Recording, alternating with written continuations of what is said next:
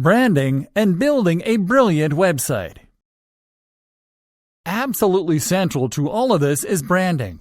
In today's environment, having a brand for your website or business is the most valuable thing you can do to ensure engagement and to build success. And it ties in with just about everything we've said so far up to this point. Your brand is what should tie your entire message together and what should help to perfectly target your ideal audience. It's what will elevate your site above being just another spammy site designed to get ads and turn it into something that people and Google love. Google came out several years ago now and said that it would support brands more in the future. A lot of people reacted badly to this news, seeing it as an attack on the little guy. The assumption was that Google would now be a big fan of sites like Coca-Cola and not care about smaller, unknown creators. That's not the point at all. Small brands are fine. Personal brands are fine. Brands that use your name. What's not fine is calling your website something like ways-to-gain-abs.com. That's not a brand. That's a keyword. That's you making it abundantly clear to Google and your prospective visitors that you don't care about the quality of your work. You don't have professional pride. You have a tool for making money. A brand goes in hand with professional pride because it shows that you are keen to create something that people will remember and that you want to be associated with the work you do. If you build a brand, then you have a message and you have accountability.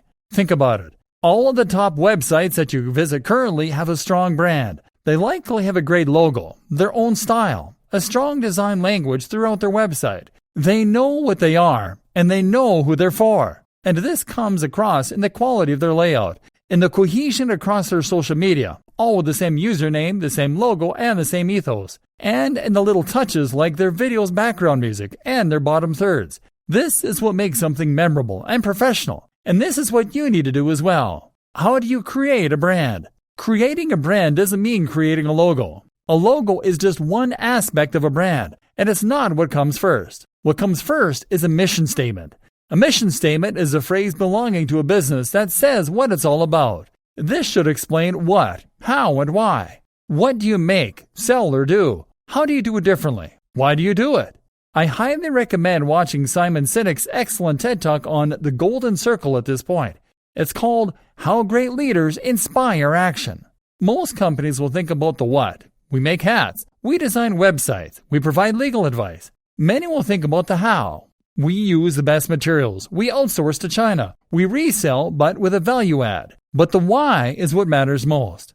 This is the motivation that spurred you on to get involved in the business in the first place.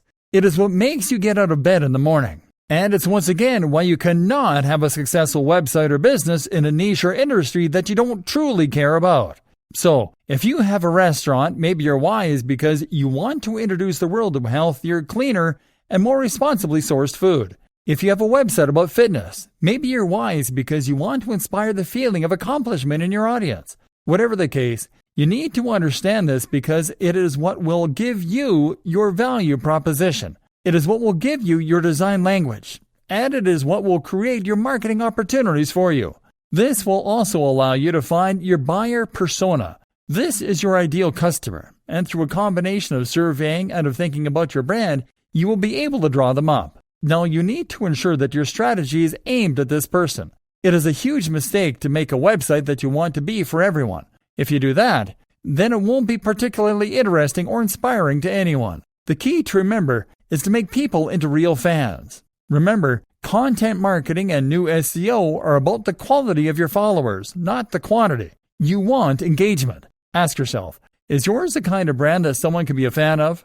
People just don't know about Apple. They are fans of Apple. People are fans of Tim Ferriss. They like what these brands stand for. They feel they know them. They want to associate with them.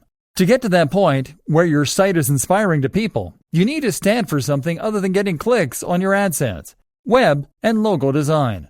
With all that decided, you can now go about designing your logo and your website. The logo should be simple, it should be minimal, and it should be versatile.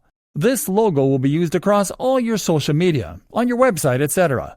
You need to avoid being cliché while at the same time making it clear what your site is about and who it is for. In an ideal world, the combination of your logo and company name should be enough on their own in order to let the right people know that your brand is for them. If you're struggling for ideas, try making a mood board. This is a collage made up of images, logos, site designs, and more that you like the looks of.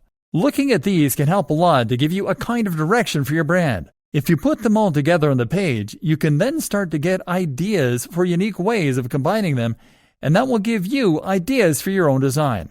Actually, build the logo using Adobe Illustrator. This creates vector files, which are files that can be resized to any degree without losing any of their quality, and which can be edited as well. JPEGs, PNGs, and GIFs are not portable or flexible enough for your uses.